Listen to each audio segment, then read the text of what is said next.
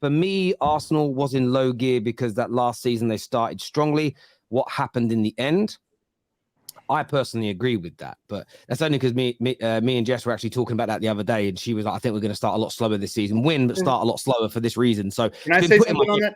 Can I say something on that? So basically, you've got a situation where the team is in complete control. At one point, we had, I think it was 80% of the ball, and it's just really difficult to maintain that when a team has played.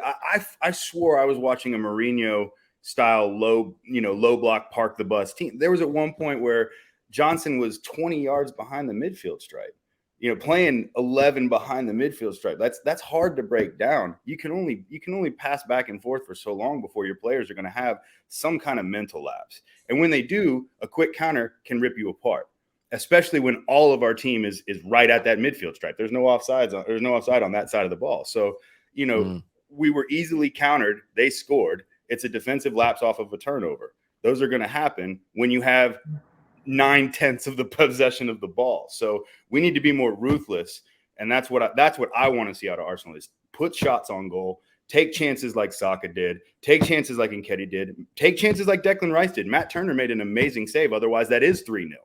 So as long as we're more ruthless and don't have those switch off moments, I think we'll be fine.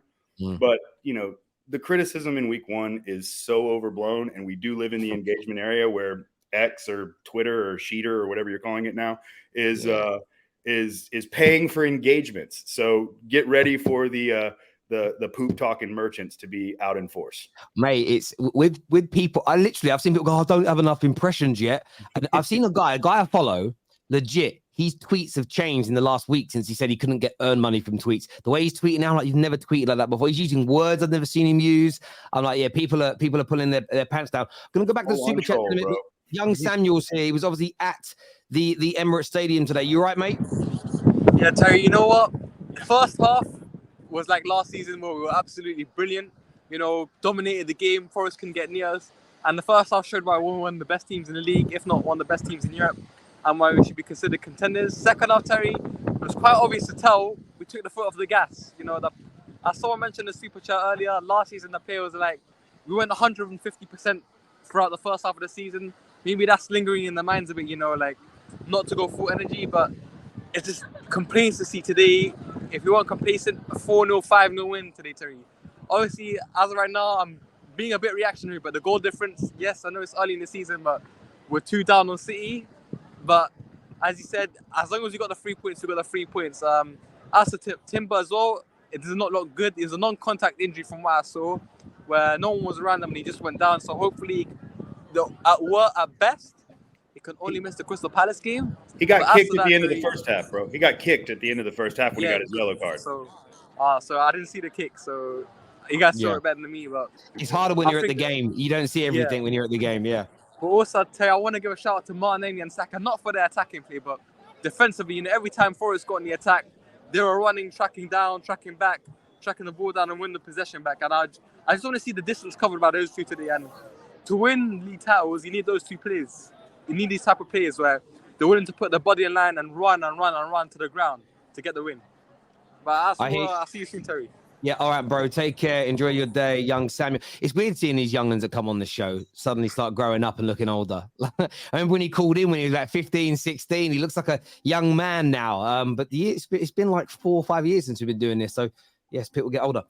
Super chat here says, Timber is the best buy for Arsenal this summer.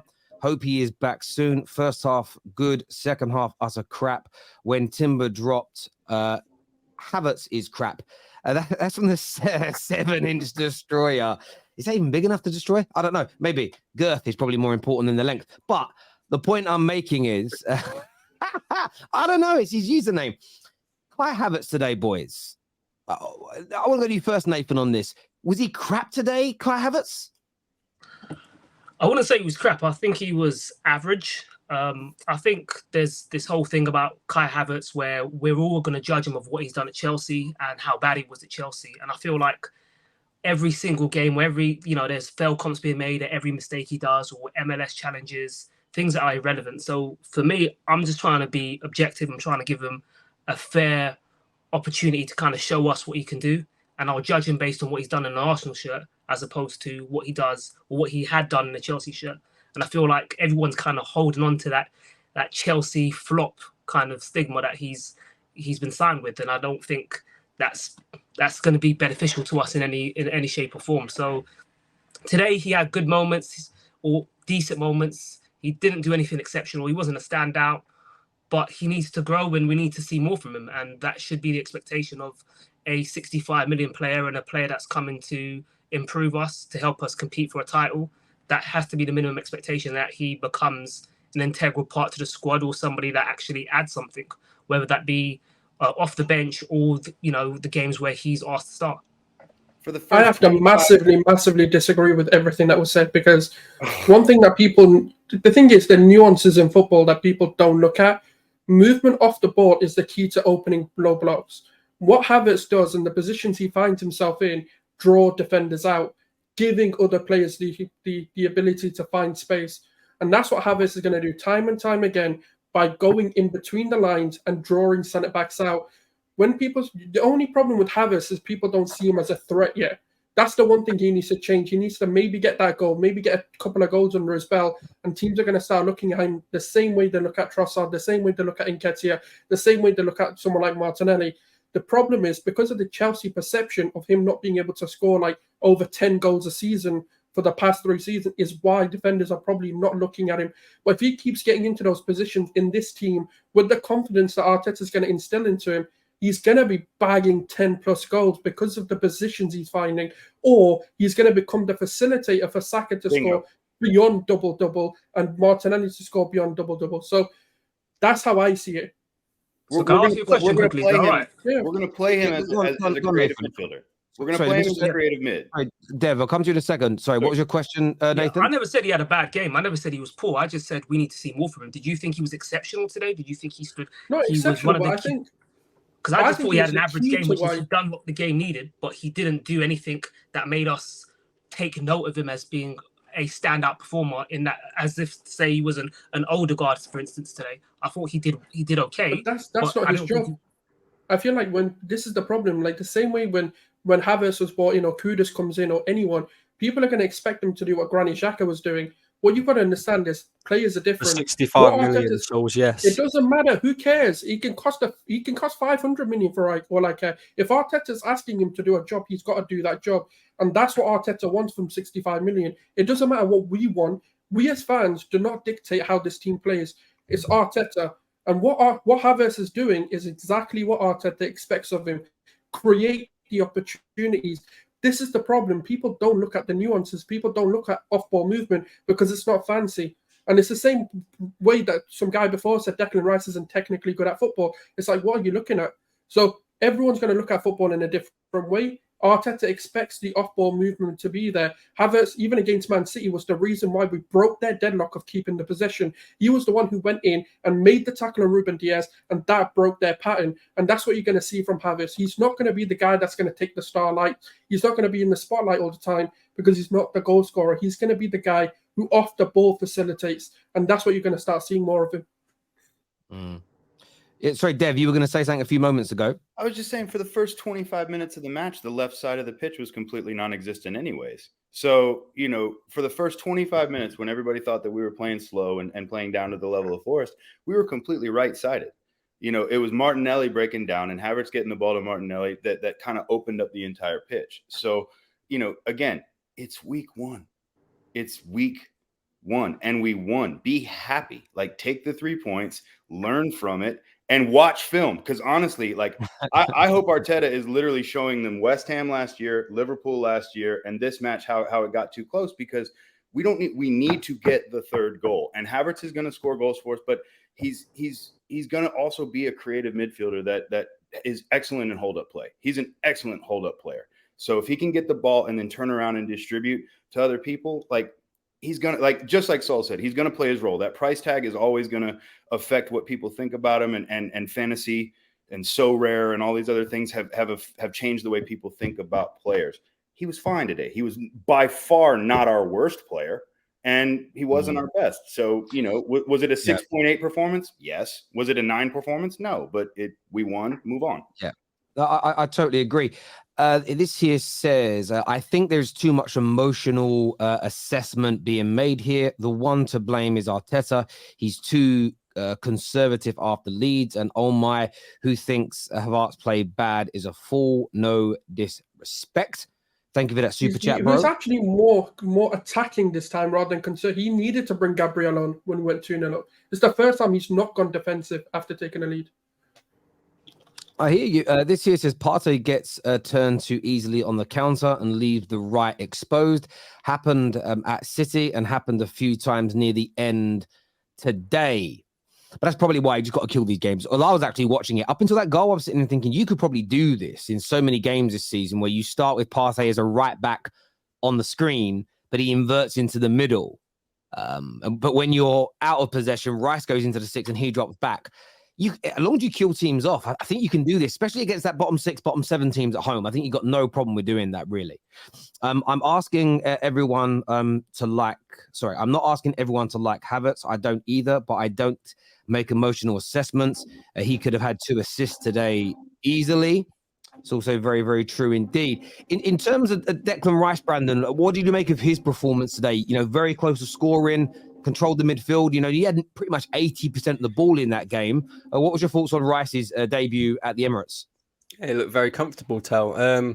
You can tell as well now that he's starting to take on that implementation that we was hoping to see, you know, him pushing a bit further forward, maybe to having a few shots on goal, creating a few chances and that. And he's showing now that he, you know, kind of starting to understand his role at Arsenal now. So, yeah, I thought he had a very good game as well. Yeah, that's about all you can really say about Declan Rice, to be fair. I mean, at the end of the day, it's Nottingham Forest, you know what I mean? It's not like we played any world beaters today. So I think to be judging Kai Havertz is wrong, to be judging him on this game. Either way, whether you say he's good or whether you say he's bad, because at the end of the day, we need to see what he's like after, you know, maybe judge him after 10 games and maybe judge these players after 10 games, see how they perform. But today, it's Nottingham Forest. They're a team that are going to be in a relegation fight this season. So, you know, you expect performances from players. So, you know, I expect £105 million Declan Rice to run the midfield. I expect a £65 million Kai Havertz to almost come up with 2 assists. You know what I mean? It's not like it's like against Real Madrid or something like that. No, I understand. Yeah, but to counter that, £6 million Gabriel Martinelli is one of the best left wingers in the game right now. 100%. So the price tag doesn't really equate to the player. I mean, we got Martinelli for nothing. We got Gabriel Magalhaes for what, 30 million? You know, how much did we pay for William Saliba? How much does Saka cost? Wait, no, I mean, listen, on Saka as well today. I mean, again, for me, there is an English bias in this because I get to at least 5 or 6 times a year, maybe a bit more. I get to be a Saka fan when he plays for my country. But I just thought he was brilliant again today, and the goal was just out of this world. Yeah. Can I just say something as well, though, right? And I don't want to be negative, but you're gonna be. Take a look at our bench today, guys. Are you still not worried about our bench in terms of us being able to go the whole season competing? Because I looked at that bench today, right? We've only got, up until Timber's injury today, we've only got Gabriel Jesus and Zinchenko out injured. So they're the only 2 players out injured. And our bench looks weak. Like, apart from Trossard, there wasn't really a player that was screaming out to me that could come on and actually change that game today. Now we've got an injury to Timber. And we've got Tomiyasu to come in. We've got Gabriel. You know, that position there is covered. But for example, when you're playing more games this season, and we're going to be playing Champions League as well, we're going to be playing our strongest lineup in most weeks. You know, twice a week in both of them competitions. It's inevitable you're going to pick up more injuries.